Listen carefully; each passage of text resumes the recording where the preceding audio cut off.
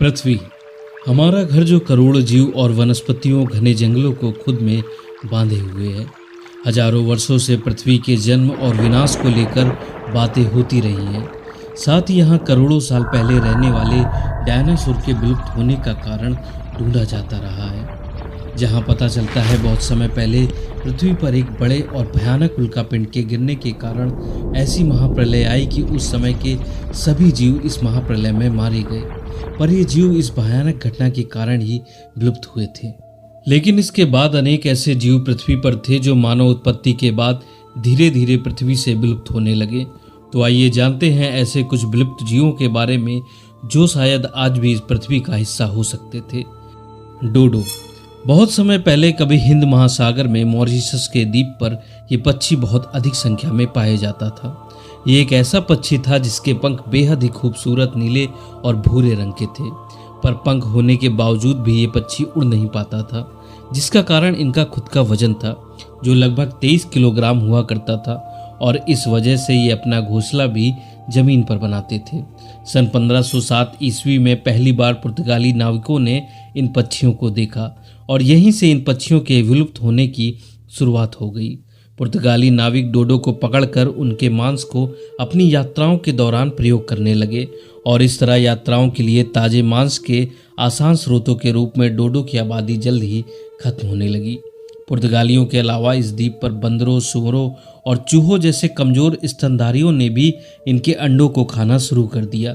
देखते ही देखते इन पक्षियों की आबादी विलुप्त होने के कगार पर आ गई और सन 1681 में अंतिम बचे डोडो पक्षी को भी मार दिया गया। स्टेलर की समुद्री गाय।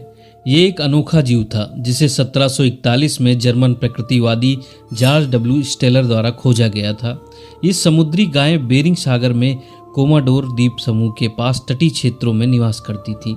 क्योंकि इनकी लंबाई 30 फीट से अधिक थी और वजन 10 मीट्रिक टन से भी ज्यादा था, जिसके कारण ये समुद्र में अधिकतम गहराई पर नहीं जाती थी और किनारों पर ही निवास करती थी। उस समय के नाविक इस बात का फायदा उठाते थे और यात्रा के दौरान अपने खाने की पूर्ति के लिए इन्हीं समुद्री गायों का शिकार करते थे। शिकार की तादाद इतनी अधिक हो गई कि सिर्फ 30 सालों में समुद्री गाय पूरी तरह से विलुप्त हो गई। वर्तमान समय में पाई जाने वाली समुद्री गाय मैनेट और डगोंग से ये काफी बड़ी हुआ करती थी। Tasmanian tiger. ये जीव आधुनिक युग का सबसे ज्ञात मांसाहारी जीव था। इसकी पीठ पर टाइगर की तरह ही धारियां थी, जिसके कारण लोग इसे तस्मानियाई टाइगर कहते थे, पर इसके मुंह का आकार कुछ भेड़िया से मिलता था, जिसके कारण इसे तस्मानियाई भेड़िया भी कहते थे। ये मुख्य तौर पर ऑस्ट्रेलिया की मुख्य भूमि तस्मानिया द्वीप और न्यू गिनी पर निवास करते थे। बताया जाता है कि जब 18वीं और 19वीं शताब्दी में यूरोपीय लोग ऑस्ट्रेलिया की मुख्य भूमि में आकर बसे, तब तस्मानियन टाइगर विलुप्त होने की कगार पर था। साथ ही उस समय उन्हें मारने के लिए सरकारी इनाम भी रखे जाने लगे थे। सन 1936 में तस्मानियन की राजधानी होबार्ट के चिड़ियाघर में आखिरी और इकलौता बचा तस्मानियन टाइगर मारा गया और यहीं से जीव पूरी तरह से विलुप्त हो गया। मैमथ। मैमथ बहुत समय पहले विशालकाय हाथी जैसे दिखने वाले जीव हुआ करते थे। इनके शरीर पर घने लंबे जमीन को छूते हुए बाल हुआ करते थे।